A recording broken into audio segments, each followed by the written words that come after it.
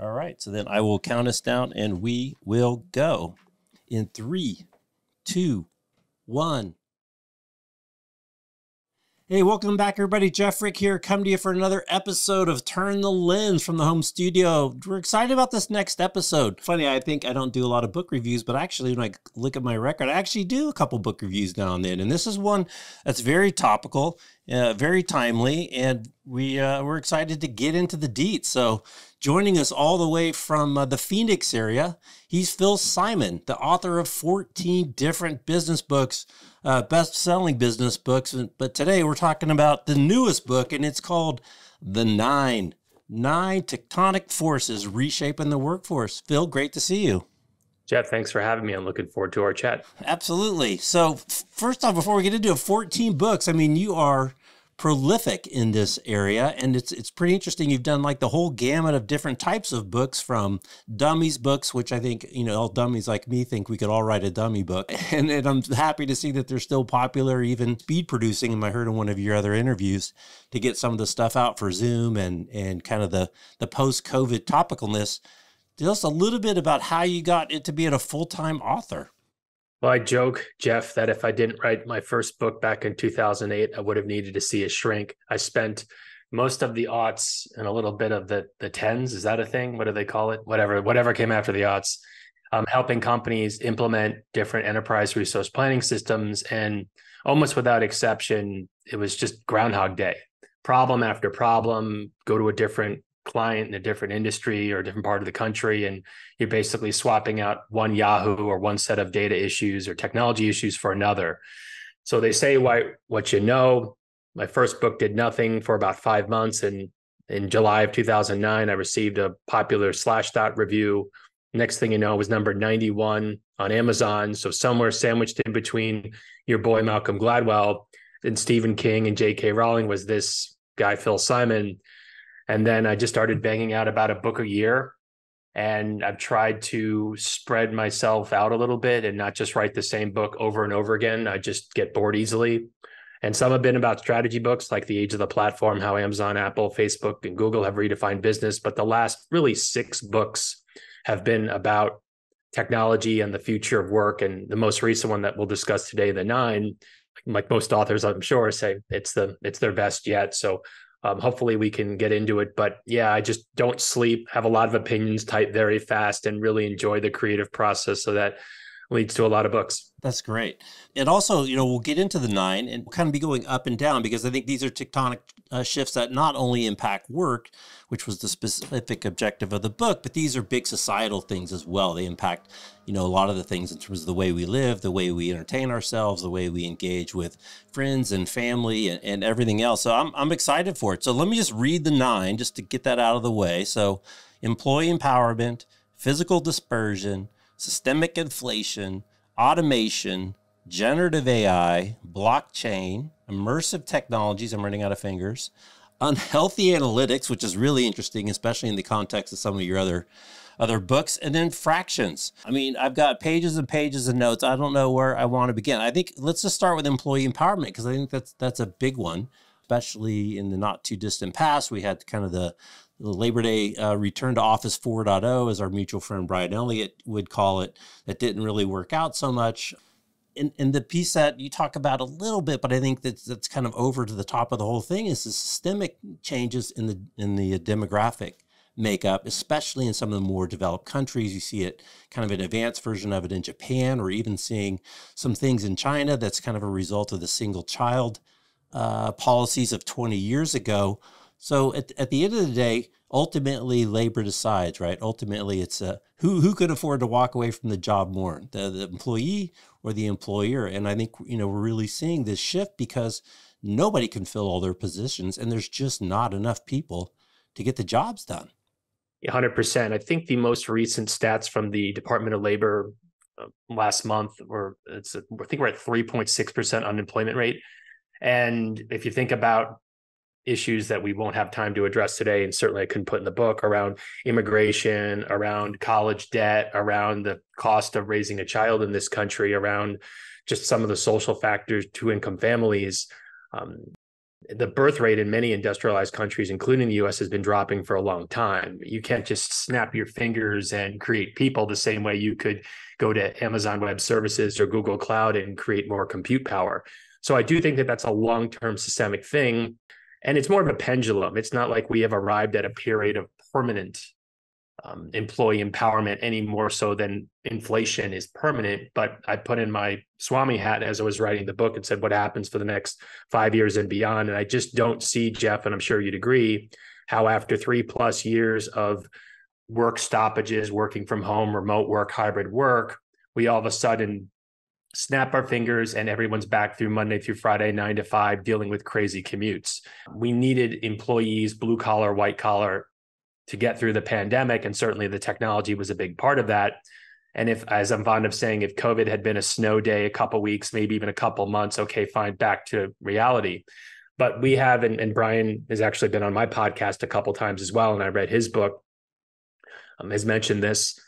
We were largely successful. In fact, when he worked at Future Forum, which was part of Slack, which is now part of Salesforce, as you know, Stuart Butterfield was fond of saying, the co-founder, and he's no longer there, but if we could meet in person, but the technology wasn't there, we would not have done nearly as well as not being able to meet in person and having Slack, Microsoft Teams, Zoom, all of these new tools that have been evolving over the years. So yeah, we very much need employees, and we'll see how generative AI changes that, because that is certainly a countervailing force, but I don't necessarily think that it's a substitute. And many people say that in the future, let's just say you're a lawyer, you won't be replaced by machines. You will be replaced by people who use machines. Right, right. And it's a popular theme that we hear over and over, and I think is really valid, which, COVID, the accelerant to a bunch of things that were kind of underway that just kind of ripped the Band-Aid off and forced the change that maybe would have happened over a period of time. I think you had Kate Lister on. I had her on as well. And I'm like, you workplace professionals have been pounding the drum on this topic of flexibility and how it impacts employee basically happiness and engagement. Darren Murph is the greatest proponent of that, which results in better outputs. But, the thing was moving at a snail's pace until suddenly COVID showed that it actually can be done. And just for clarity, most, 60% of the jobs, I think, according to Eric Bloom, can't be done remotely. So we're talking about a subset here, generically, but it showed that it can be done, and it showed that the digital tools are pretty effective ways to get stuff done. Oh, absolutely. And one of my favorite stats around the pandemic accelerating things that I want to say March of 2020, 18% of all commerce in the US was electronic, Amazon, Walmart.com, whatever. A month later, it was 28%. And I think it was Vladimir Lenin who famously said, I'm probably the only person to quote a former Soviet leader on your podcast, but sometimes, I always screw this up, weeks happen in decades, sometimes decades happen in weeks. And I think that's very much a case of it. I think McKinsey, or one of the management think tanks, said that we saw 10 years of, and I hate the term, digital transformation effectively happen in the span of 3 or 4 months. All the things that in theory, and I think Bloom has written and spoken about this as well, that couldn't be done, all of a sudden we figured out a way. Right. So I just don't see how that goes away. And I saw a stat on LinkedIn a couple months ago that all things being equal, and maybe they never are, people are willing to accept something like on average 8% less for the ability to occasionally work from home. So that's a big deal. I mean, as you know, we're not just talking about being able to save a few bucks on gas or tolls. We're talking about getting back. The average pre-pandemic American commute was 37 minutes. So if you get back just twice a week, that's 168 minutes, right? That's over 2.5 hours that you could listen to music or go for walks or read, spend time with your family, do yoga, whatever you like to do. So there's been this qualitative shift, and I think that companies will find it'll be a sticky one. And if you look at getting to fractions for a moment, when people say, oh, we need everyone back in the office, well, when it's time for them to renew their corporate leases, actions express priorities, to paraphrase Gandhi. So JP Morgan CEO Jamie Dimon famously was banging the drum for full return to the office for years. But in Manhattan, I believe that when he renewed Chase's real estate, he opted for something like 40% less, don't quote me on that, square footage. So there is a huge financial incentive for firms, not just in terms of office space, Jeff, but as you know, in terms of the talent pool. And I'd also argue that it's becoming table stakes. And you see this in the data. I took a very data-driven approach to this book, as I have with the last really bunch of books, but it was something like on LinkedIn, 15% of the job openings are remote, but those openings receive 50% of the applicants. So employees are very much speaking their minds here and voting with their feet. Yeah, it's interesting. So that takes us kind of into number two, which you talked about is physical dispersion, and we'll just kind of mix around and jump around. But the remote work and what is your line? The war over where work gets done is over. Get over it. And what's weird, right? We've seen offshoring, we've seen outsourcing. I had an older uncle that used to be a Southwest rep. He worked out of his bedroom 20 years ago, booking Southwest flights. You know, they put an ISDN line into his house, and he never had to go to work to work the phone. So we've seen it. It's just kind of, it wasn't this acceptance. And I think what it really brings up is an interesting thing looking down the road. And again, I asked Nick straight up, because it's a hard question, how it's going to drive the change in pay for skills versus pay for geo. And he had a really great example. He was running an executive business thing at Stanford, and some employee moved from the high rent district to this low rent district, and somebody else found out about it and was pissed because they were getting paid for living in an expensive place. They didn't live in an expensive place. So, you know, it will take time, but it's this interesting slowly evening out. There was another guy who talked about hiring a super brilliant engineer in like Belarus. You know, the day before he hired the guy in Belarus, the market for this talent was defined by the area in which he was potentially employable, which was small. The day after he gets the job working for this guy, suddenly now the market for his services is now expanded. And so the available money and pay rates changed almost instantaneously. It's fascinating to me, Jeff. I remember back when I was in grad school a million years ago and took a course in labor economics, and we covered compensating wage differentials, which is a fancy way of saying for the listeners that if you work in a certain area, let's say Manhattan, it's more expensive. And as a result, you may make more if you're a programmer, say, than if you live in Iowa. Another factor, and it's not just location, might be danger. So a police officer, a firefighter, or a coal miner could die on the job. That's probably not going to happen if you're a programmer. Although if you write some bad code, maybe your boss will be ticked off, and that's a different discussion. But yeah, we've seen with COVID, certain companies effectively eschewing economic orthodoxy. Zillow is a great example. They, I want to say 2 years ago, announced on their website, and they changed their corporate policies. Their chief people officer had written a LinkedIn post about it, about how they were introducing what they called location independent pay. So it doesn't matter if you live on the moon or Timbuktu or Manhattan, we value the job at X. And that is an enormous change. And in fact, in some cases, it might be worth it for an employee who has to work a couple days a week on site or a couple days a month to get on a plane, to drive 200 miles, and you're still coming out ahead because you're not paying $5,000 a month for an apartment in Manhattan. And yeah, that commute 2 hours every day sucked 5 days a week. So maybe you put up with it, but what if you only have to put up with it 1 day a week? So that is there. When I wrote this book, Jeff, I was amazed at the level of interplay between and among the different forces. I mean, there are so many ways these things can collide. I didn't want to put in a 9x9 chart because I thought that might be a little too cliche and forced. But yeah, to me, dispersion and employee empowerment are the first two because they're inextricably linked. And it was a little tough to separate the two, but you could argue that they're all fruit from the same tree. Yeah, well, all these things are super interspersed, which makes it interesting. But I want to shift gears a little bit because I think one of the trends, and I don't know where I'd put it, probably under your unhealthy analytics, that COVID exposed is just really bad management practices. And I think one of the bigger things, and it kind of dovetails to what we were talking about, is kind of managing inputs versus managing outputs. And managing inputs is management by walking around. It's management by seeing if people are showing up. Do they have Excel on their computer when you walk by, or are they shopping on Amazon, versus measuring outputs? And I had a great interview with Martin Mikos years ago, who was at MySQL years ago. He's now at HackerOne, and he talked about, when you work at home, your only evidence of your work is what you do. It's the output. So it's, I think a lot of the pushback was because the middle managers actually weren't getting the support from the senior managers that kind of have a clear definition of what the objectives were, and then taking the time to make sure that the individual people knew how their contributions, impacted kind of the greater mission. And I think, they need the training, they need the help. Their bosses didn't have to manage this way, but I think it really exposed a lot of bad management into your bad analytics. I think that, people were measuring the wrong thing. You were in HR, the once a year HR, sit down review. It's the stupidest thing in the history of time when we live in a world that changes so quickly.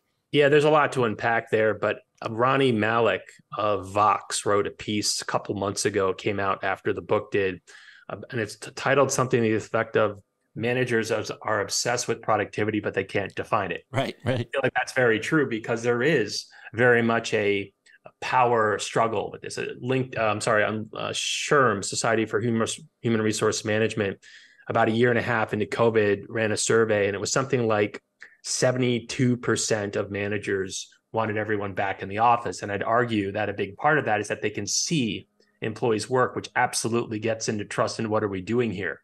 One of my favorite pieces of the new book references Goodhart's Law. And effectively, the minute that you say that you're measuring something, it ceases to become an effective measure. The classic example would be going back to the Soviet Union, nails. If you say, we really need people to produce a lot of nails. All right, fine. You get lots of these little tiny nails that if you hit with a hammer would just break. No, we don't do that. We need big nails. All right, fine. We'll create nails the size of a home, which of course aren't very practical, but who's going to hammer them? So to quote Mark Twain, there are lies, damn lies in statistics. And I'm not anti-data, as I make the point in the book. I've written a bunch of books about analytics and big data and data visualization, but it isn't hard to manipulate the ratings or the gauges. So when Howard Schultz says we've got the badge data to prove who comes into the office, fine, I'm in the office. Does that mean that I'm productive? In fact, you can make the argument that people might be so ticked about having to come into the office just to be on Zoom calls because the manager doesn't trust them or to code or whatever, that they're going to be less productive and in fact, even a little angry. And in fact, just the time commuting to and from work, yes, you can take out your phone or laptop or iPad or whatever and be somewhat productive, but yeah, it's not as simple.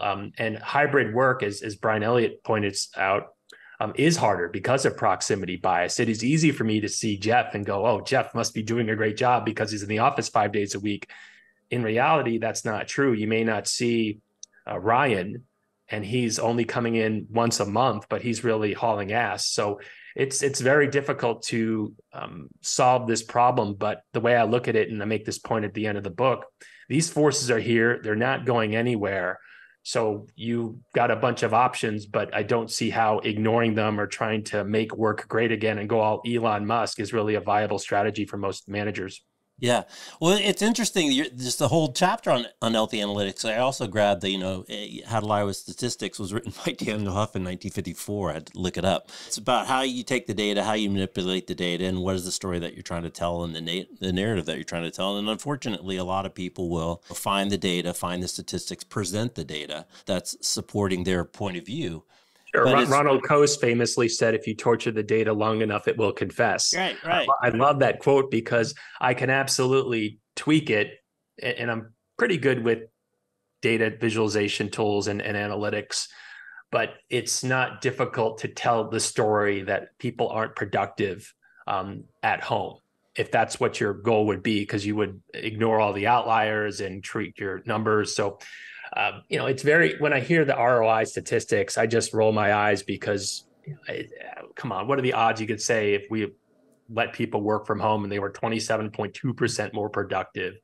I mean, come on, take that with some salt. But I'm not anti-data. I just think that it's important to look at our numbers and make sure that they make sense. And I think we have a real problem to your Goodhart's Law. I didn't know the name of the law. I knew the law. I didn't know the name. And my favorite example is the NFL Combine. A little bit more recent. They spend all this time timing how fast people are on the 40, and yet that's not what you're hiring them to do. You're hiring them to play football. So, you take somebody like we've got right here in San Francisco, Brock Purdy played 4 years as a starter. Mr. Irrelevant. You got 4 years of tape, and yet you're making your judgment based on how tall he is or how big his hands are for whatever. It's almost like, to me, actually, I think there's a kind of an ugly underbelly. Is it just to drive gambling in Vegas, or what is really the objective? Is the objective to win a football game? Well, then why wouldn't you judge how well somebody plays football game in this close a representation as you can see, which is replicating the behavior that you're hoping that they're going to be good at, and you see it over and over and over again. Yeah, it's fascinating to me, and I'm not a huge football fan, but what did the Niners give up? 2 firsts and a third for Trey Lance? So here's a good question for you. Would you consider the draft a success or a failure? Yes. And do you measure it in its totality, or do you measure it in the big strike and a miss, or do you measure it in the lucky grab at the back, or was it really luck? So I mean, there's all kind of ways to kind of slice and dice it. It just goes to show how difficult it is to gauge employee performance. And it could be Jamarcus Russell, it could be in the NBA Kwame Brown. I mean, Darko Milicic, they got drafted by I think it was the Detroit Pistons, who I think was out of the league in 4 or 5 years. And then you've got players like Jokic, who won the MVP 2 of the last 3 years and won the title for the Denver Nuggets. I think he was the 45th or 47th person drafted. And if you look at the people, Draymond Green got drafted 35th, and he plays for the Golden State Warriors. And this is amazing to me. He can name the 34 people drafted ahead of him in order. Sure. So don't tell me that doesn't motivate him. And if we can't measure performance accurately in a draft, or even in the real game in some instances, because Draymond's stats aren't great, but I think he's a first ballot Hall of Famer with 4 championship rings. What does that say for your head of product or your head of customer experience or programming? So yeah, it's tough in sports. And I'd argue that sports lends itself to quantification in a purer way, maybe, than a lot of white or blue collar jobs. But yeah, it isn't hard. I can remember in my days at Sony Electronics out of college, and there were folks who would game the system. I was a call center rep, and some people would figure out ways to transfer calls, and they were on the phone all day, but they really weren't taking that many calls. So yeah, the analytics thing underlies everything, because there are so many changes, and we want to say, look to the data as if the data is this ultimate and objective representation of reality. But as you know, that it sometimes isn't the case. Right. Well, and also before you started writing, you were in HR. You were at a couple different, and you mentioned it, big companies in HR roles working on compensation plans and this, that, and the other. And it seems like HR is finally making a little bit of a shift and not treating people like a piece of steel or a car, or that something is easy to measure, kind of what you get and what you're going to get out. And I love this kind of concept we're seeing more and more, which is create the environment in which people can be successful. Because I think another big piece of this is, I don't think you called it out specifically, or I might have missed it, is, kind of the shortened duration of big companies' time on the Fortune 500 as just as a proxy for the rate of change. And I had a guy from Accenture one time, he's like, it used to be find something successful, then efficiency the crap out of it, so that you sold more and you made a lot of money. Now, with the dynamic world in which we live, it's more about flexibility than efficiency over some long period of time, because that particular product may or may not be in demand tomorrow, and the hottest thing since sliced bread that you're not even into, you might need to get into tomorrow. And that's a direct result of innovation, which is driven by risk-taking. So it's a very different kind of setup in the way you treat people, because they're people. They're messy and sloppy and not logical and emotional, and there's a lot of stuff going on in people's lives.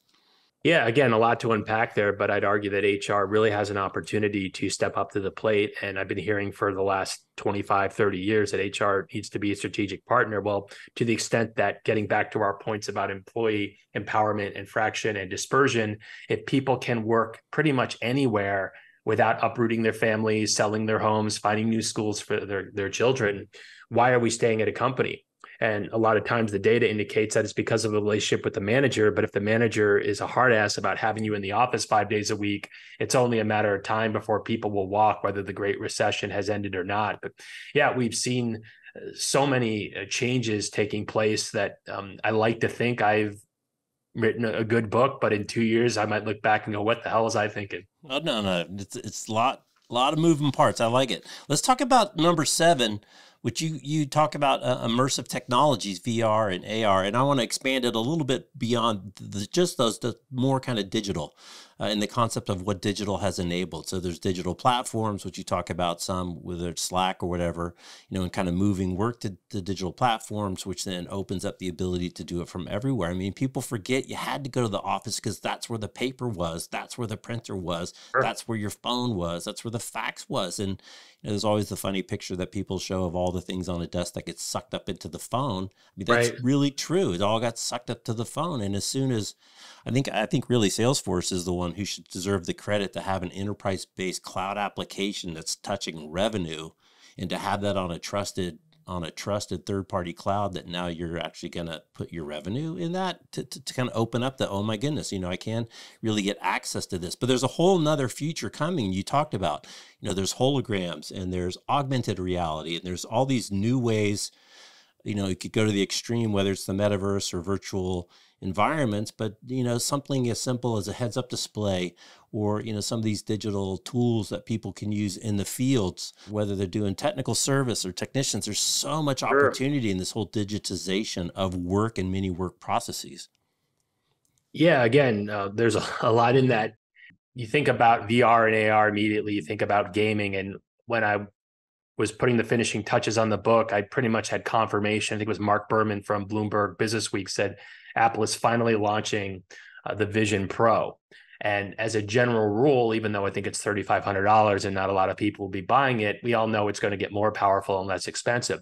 So I found two examples of companies that were actually using VR, AR, what I'll just call immersive technologies, Walmart and Accenture. And I like those examples, Jeff, because one is very much a blue collar organization. I would imagine that the median Walmart employee makes minimum wage or close to it, give or take.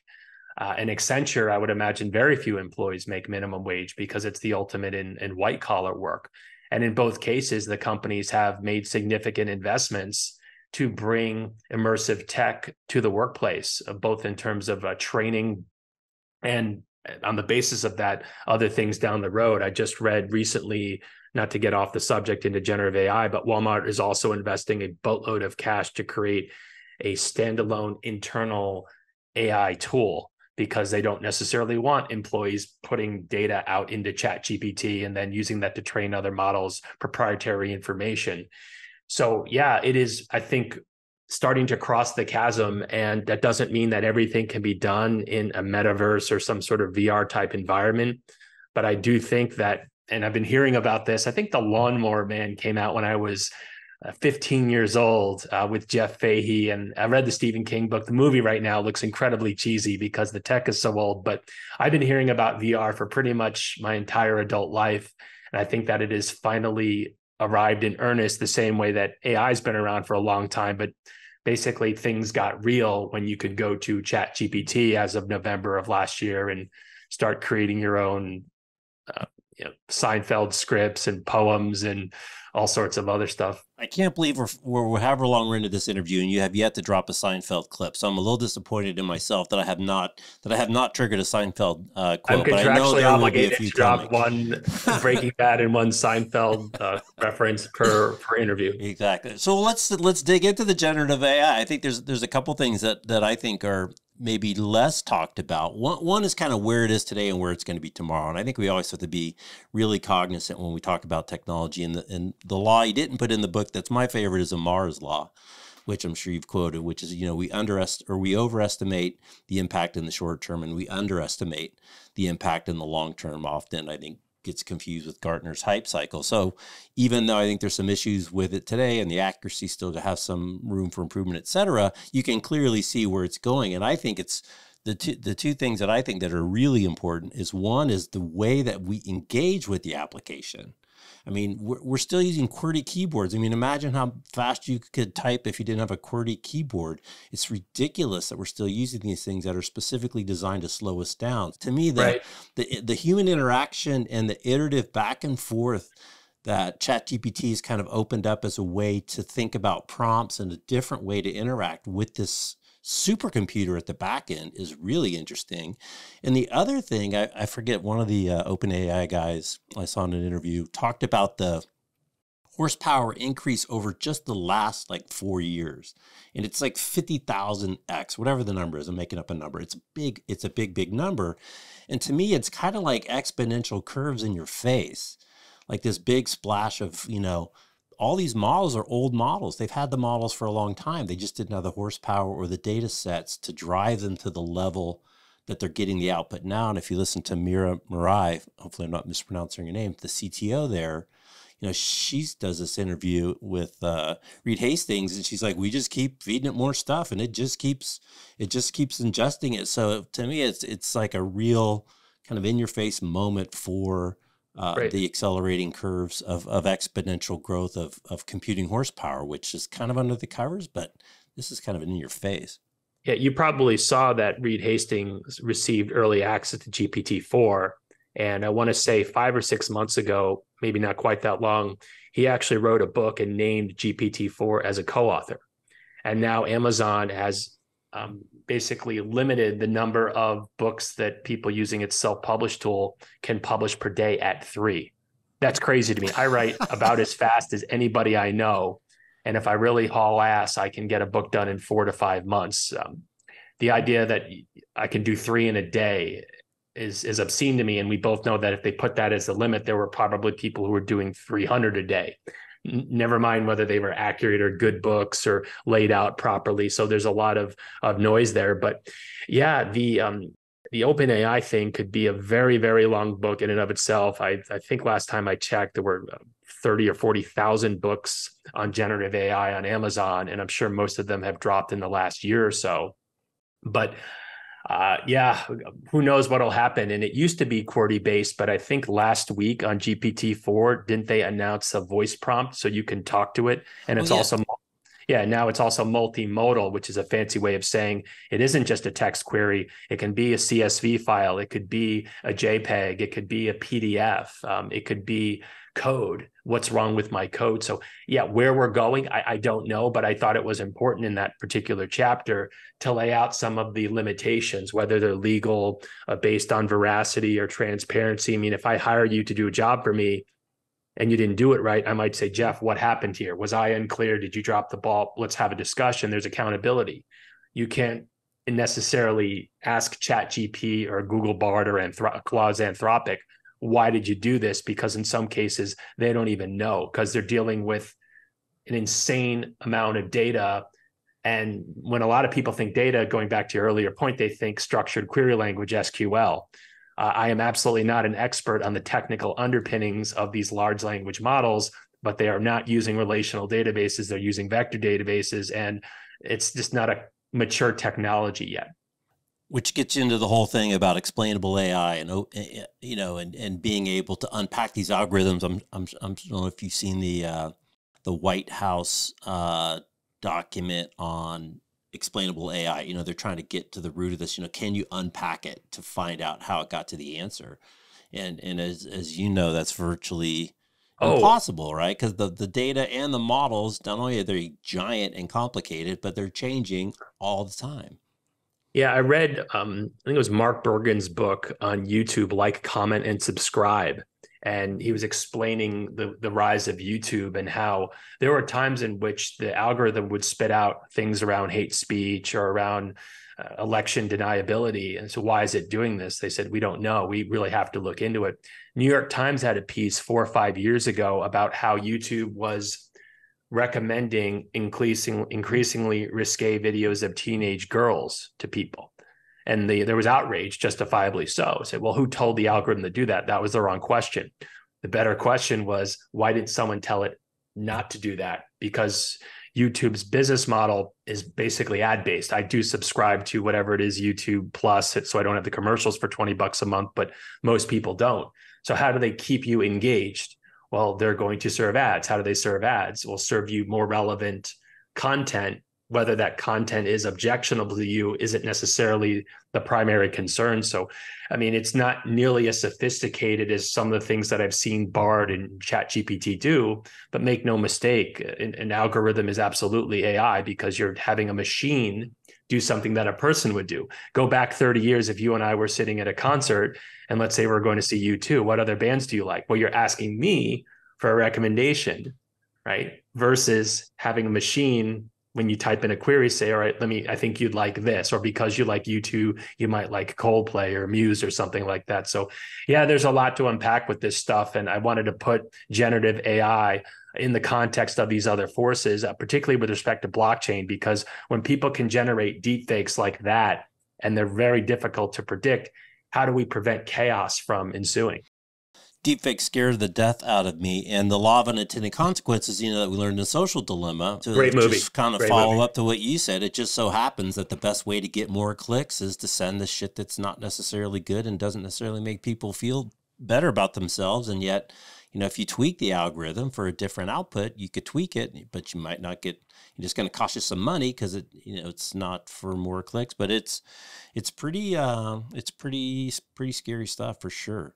Yeah, I do believe in the power of this tech, but one of my favorite quotes is from the Case Western University, Melvin Kranzberg. Technology is neither good nor bad, nor is it neutral. There are definitely going to be some winners and losers, and I try to present all of these forces, including generative AI, in a balanced way. And I'm not a Luddite, but you are out of your mind if you don't think that there is a downside to, in theory, all of them. Right.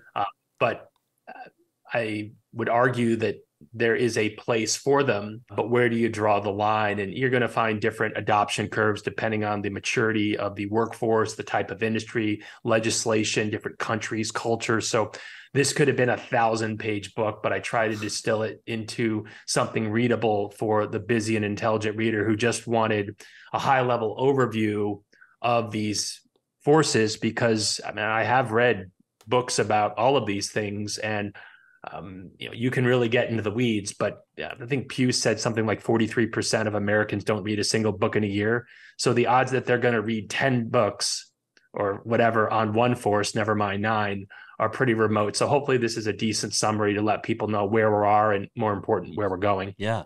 Well, let's touch on one more kind of controversial one on that, which I think has to do a lot with, kind of chain of possession, if you will, to steal from the legal argument. And that's your number 6 on blockchain and trust and distributed ledger. And unfortunately or unfortunately, blockchain is intertwined with Bitcoin and cyber currencies. And I was talking to someone who's a huge proponent of Web 3.0 and cyber currencies. And I'm like, well, how come they're getting stolen all that for being so locked down secure? How come I keep reading about, getting stolen all the time? He's like, I guess but criminals there and shysters like there are in any business. But it is a really interesting thing to think about. And especially like you as an author or anyone who's a creator, in terms of ultimately defining, where did this come from? And, is there a chain of right. possession or command? And where does it really stop or end? I mean, another great quote, since we're just ripping them all off, is, good artists copy, great artists steal, so where are the lines? And I think it's a really interesting, again, challenge. And I think it's the clouding because of the Bitcoin is not helping the cause at all. Right. And many people mistakenly conflate Bitcoin with blockchain, and Satoshi Nakamura's 2008 white paper actually does not mention the term blockchain, but he or they or she, we don't know who Satoshi which is was. Ironic that the person that wrote the paper right. on identity doesn't have an identity that we all know, that's very meta. Yes, 100%. and you opened your blockchain chapter with the story on Bitcoin, which I also thought was another kind of twist on a twist.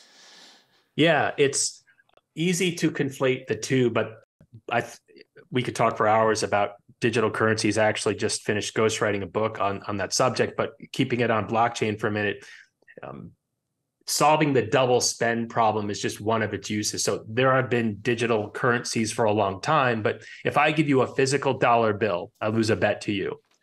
You are now in possession of that. You can't recreate it, at least legally, right? If you had a high-tech color photocopier or something, but let's leave that aside. Blockchain you can use for many different things. In the book, I give the example of a company called DocHub, and it's a competitor of DocuSign and some of these other digital signing tools. So if you and I engage in an agreement and I send you a PDF, you can go into any number of tools like PDF Pen or Adobe Reader. I'm sure you can find my signature online and create a signed document. Is it real? Is it legal? No, it is not. It's a forgery. So with DocHub, you can actually see this ledger if you use the software, and it'll say that Jeff received this email on October 13th at 10:49 a.m. He opened it up using his PC at this IP address. He viewed the document, he inserted his signature, he sent it to me, et cetera, et cetera. That is an unalterable chain. That's a lot different than mocking up a PDF or creating a deepfake. So will it solve all the problems associated with deepfakes? Absolutely not. But in a world of generative AI, in a world of dispersed workforces, it can prove provenance. You actually did write that code. And I didn't have to install employee surveillance software in order to prove that. So there are all sorts of other ones. I mean, to me, with blockchain, it is insane to me that if I go to a new dentist or doctor, that I have to fill out forms. There should be a blockchain of every doctor's appointment, dental appointment, eye appointment, anything medical that I've ever done. And I should be able to basically check boxes and say, yes, Jeff, Dr. Jeff, I will give you access to these things, but you don't need to know my annual income because how does that relate to whatever? So there are all sorts of applications for blockchain that I think people don't understand because it's been conflated with crypto. Right. Okay, well, I'm going to jump ahead to chapter 10. I'm going to give some of the suggestions that you give of what you can do about this. Number one, ignore reality. Two, turn back the clock. That's always been a real successful strategy. I hear the Luddites are recruiting people. Get partially pregnant into one of these things, which we know that doesn't usually work out so well. Scale back or tap out. Or number six, steer into the skid. Well, clearly there's not a lot of steering into the skid in Phoenix, Arizona. So you must have grown up in some snowy climes at some point in time. But I think I'm a Jersey boy. Yeah, there you go. You don't really have a choice. You've got to lean in, especially if you're in a leadership position. And the other thing to me that I think is just really illustrative of the difficulty of someone who's a little bit older leaning into this digital phenomenon is online dating. And I saw this great study that came out of Stanford that prior to 1984, whenever the internet kind of happened, they listed all the ways that people meet their spouse. Online dating wasn't on the list, friends, church, work, bars, whatever. I think the original thing came out in 2019 or 2017, and it was like online dating was like 38% or whatever. I sent the guy a note, please send me the update. It's now over 50. So over 50% of married couples in the U.S. Yeah, I heard it was higher than that, but okay, well, even if it's whatever, it's more than 50% of something that didn't exist when I was in the market looking for my better half. So it's not hard to understand why people don't get it when it's something that literally didn't exist. So to understand the intimacy of relationships, to understand the power of digital communication and digital platform when it just didn't exist when you were going through certain parts of your career, it's not hard to see why it's so hard to grow up for some of these people. Yeah, there are a lot of second order effects that in hindsight might be obvious, but at the time, who knows? One of my favorite examples back in, I think it was 2013 or so, the iPhone or the smartphones had been out for about 6-7 years. And I attended a conference in Vegas where I lived. And I had to write an article for, it was either Wired or Huffington Post. And it was a conference, and I just didn't find it all that interesting. And finally, around 1 p.m., someone said something that had this light bulb go off. And the stat was something to the effect of, in supermarkets, candy and gum sales were down something like 80%. Well, why? Well, because when you and I grew up, if you were online, you were just sitting there bored and you go, what the hell, I'll buy a pack of Wrigley's or a Kit Kat or whatever. Well, now when you're online, you don't look at the sweets. You take out your phone and you're playing Scrabble or on the gram or whatever the hell the kids are doing these days, or TikTok. So yeah, there are a lot of these second order effects. And that's why I don't think you can pretend that these forces haven't arrived in earnest. In my opinion, the only question is, what are you going to do about them? And if you are 58 years old and you've done well for yourself and you want to retire early, go for it. I'll be the first to admit that managing all these changes, even 4 or 5 of them, wouldn't be easy, never mind all 9. Trying to pretend, though, that they're just going to go away, to me, isn't a viable strategy. So yeah, I would argue that for most folks, the only option across the board is to steer into the skid and assume that these things are going to happen. How can you take advantage of them? Does that mean that you completely rewrite the rules of your business tomorrow? Probably not. But if your 5-year plan involves a lot of stasis, I don't think your company's going to be around that much longer. Right. All right. Well, we're getting to the end of our time, and I wanted to close on a little bit of a shift, and that's you as an author. And we talked about it a little bit at the beginning, but you've been in the author business for 20 plus years. You've written over 14 books, and I'm just curious to get your take. You mentioned too earlier that people aren't reading as many books. You're writing about kind of trendy stuff and long-term stuff. They're business books, so. And there's this whole element that we've talked offline before we turned on record about, there's the writing, the words and the research and all the fun stuff about books. And then there's the business side of the business and the hustle side of the business. And now you've got to worry about, somebody who's really good at ChatGPT prompts, but, putting up 4 new books a day or 3 new books a day on Amazon. So I wonder if you could just reflect on, what it's like to be an author. Because the good news is, you've got potentially access to reach out and touch anyone in the world, which maybe you couldn't. And also, I'm curious your relationship with your audience and your fans and your readers and how that's evolved over time. I just had a post I put up yesterday with John Fort from CNBC, and I think that's a really interesting thing in his world. Even though he works for this huge network broadcaster, he created his kind of side internet media so that he could go longer form into stuff he was interested in. He could have a little bit more direct relationship with his audience and not be kind of bound by the traditional limitations that the media that he grew up in, kind of bound him with. Yeah, that sounds a little bit like Mark Stein. He used to work for the New York Times and ESPN.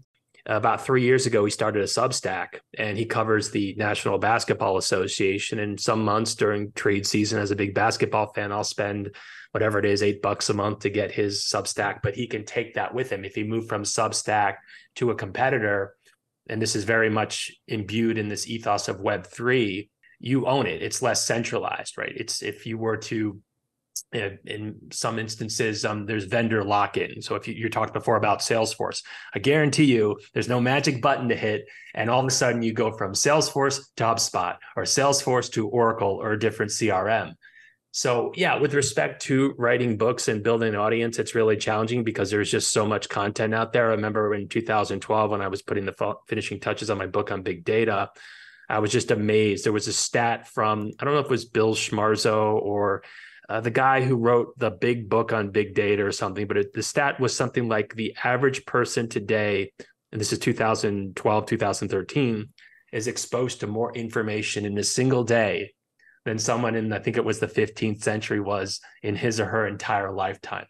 That blows my mind. So on one hand, there's this dichotomy. You can absolutely reach anyone. And I see my stats on my website, someone, 15 people from Belarus looked at me one day and checked out my stuff. It's amazing to be able to reach that, but then I'm not special. Anybody can. So if there's a strategy, I try to put out good content as quickly as possible. Quick story, back in 2010, I had an agent and I was working on that book about platforms, Amazon, Apple, Facebook, and Google. And my agent was able to procure an offer from a small publisher in Boston. And they said, they love the idea. They want to do your book. My first question was, great, when's the pub date? They said, I don't know, probably 18 months. I said, deal breaker, can't do it. I'm not that smart. Other people are talking about Amazon, Apple, Facebook, and Google. And as far as I know, there isn't a book out there on them. And now there are hundreds of books out them. One of my favorites is The Four by Scott Galloway, Prof G. Excellent book. So my agent wasn't thrilled with me when I said no, and we had a falling out. But I tend to have a bias towards action. If I'm not mistaken, on the front of my website, it reads, and I'm a big fan of quotes, as you already know, what I think is mine. The costs of inaction typically exceed the costs of action.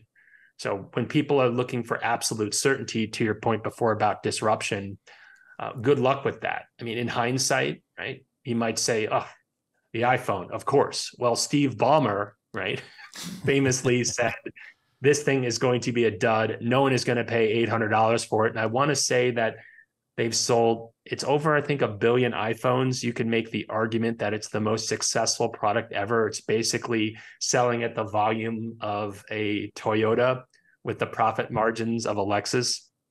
that typically is difficult to do. So I tend to have a bias for action. And again, I could fall flat on my face. And in a year, inflation could be 2% and employees are back to the office Monday through Friday, 9 to 5. And blockchain is dead. And generative AI was just this overhyped thing like 3D printers or 4K TVs. I don't think that's the case. But to quote Tin Cup, the golf movie, greatness courts failure. So if you're not willing to fail as an author, what are you doing? Is someone going to read a book that's just fine and they could find the same content either on a blog post or through ChatGPT or a Substack, something like that? Or do you really want to challenge and provoke your readers? My favorite movies, TV shows, musicians all push themselves. Nothing against an Iron Maiden or an AC/DC, but they tend to put out the same album over and over again.